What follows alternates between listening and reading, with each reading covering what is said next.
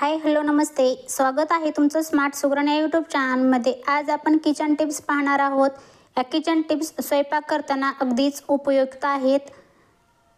चेहऱ्यावरील वांगाचे डाग घालवण्यासाठी जायफळ पावडर बनवून घ्या आणि अर्धा चमचा जायफळ पावडर मिक्स करताना त्यात कच्चे दूध टाकून चेहऱ्यावर मालिश करा आणि काही दिवसातच वांग नाहीसे होतात।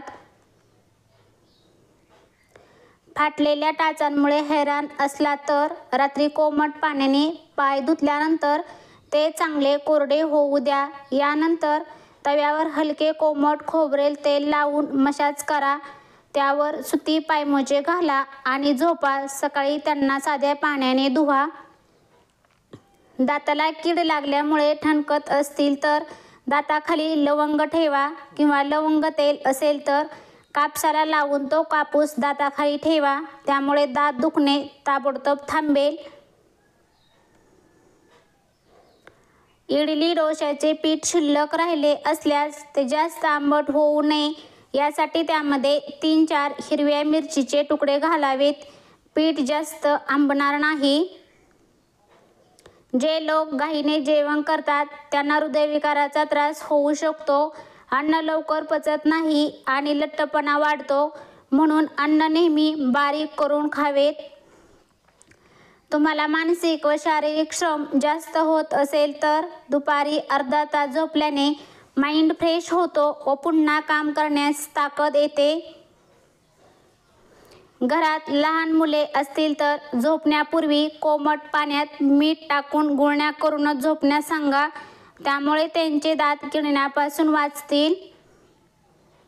थंड झालेले पोहे पुन्हा गरम केली तर वातळ होतात। यासाठी पोह्यामध्ये 3-4 चमचे दूध घालावे आणि झाकण ठेवून मंद आचेवर एक वाफ काढून घ्यावी। थंड पोहे छान नरम होतात आणि वातळ न होता मऊ होतात। कोणताही पदार्थ तळायचा असेल तर आधी कढई गरम करून घ्यावी आणि मग तेल घालून ते गरम झाल्यावर पदार्थ तळावा। असे केल्यानं पदार्थ तळाशी जाऊन चिकटून बसत नाही। भात शिजवताना त्यात थोडे लिंबू पिळा आणि 1 चमचा तूप टाका। यामुळे भात दुप्पट फुलेल, मोकळा होईल आणि पांढरा शुभ्र दिसेल। आवळ्यामध्ये मोठ्या प्रमाणात आयर्न असते, त्यामुळे आवळ्याचे लोणचे, कँडी, पावडर, मुरांबा खावा। रोज 1 आवळा खाल्ल्यास आपल्या रक्तातील हिमोग्लोबिन वाढते। खजूर नियमित खाल्ल्याने हृदयाचे आरोग्य चांगले राहते। खजूरमध्ये असणारे पोटॅशियम हृदयाला निरोगी ठेवते। हार्ट अटॅक म्हणजेच हृदयविकाराचा धोका कमी होतो। पनीरची भाजी बनवताना किंवा कोणत्याही भाजीत पनीर घालताना त्यात आधी कोमट पाण्यात 10 मिनिटे ठेवून द्या, त्यामुळे पनीर नरम होईल आणि भाजीमधील ग्रेव्ही आतपर्यंत शोषली घेतली जाईल आणि त्यामुळे भाजी टेस्टी बनेल। पाय मुरगळला किंवा सुजला असेल तर हळद, मीठ, तेल एकत्र करून कोमट करा, त्याचा लेप लावा, याने आराम मिळतो। कोणत्याही सुक्या भाजीमध्ये शेंगदाण्याचा कूट घालायचा असल्यास तो एकदम बारीक न करता जाडसर वाटूनच घालावा, त्यामुळे भाजीला छान टेक्स्चर येते आणि भाजी चविष्ट देखील होते।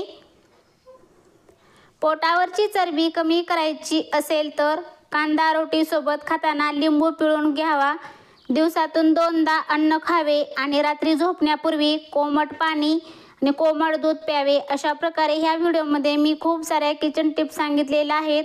तुम्हाला जर हा व्हिडिओ आवडल्यास हा व्हिडिओ लाईक करा, शेअर करा आणि चॅनलला सबस्क्राईब करा। संपूर्ण व्हिडिओ पाहिल्याबद्दल तुमचे खूप खूप धन्यवाद।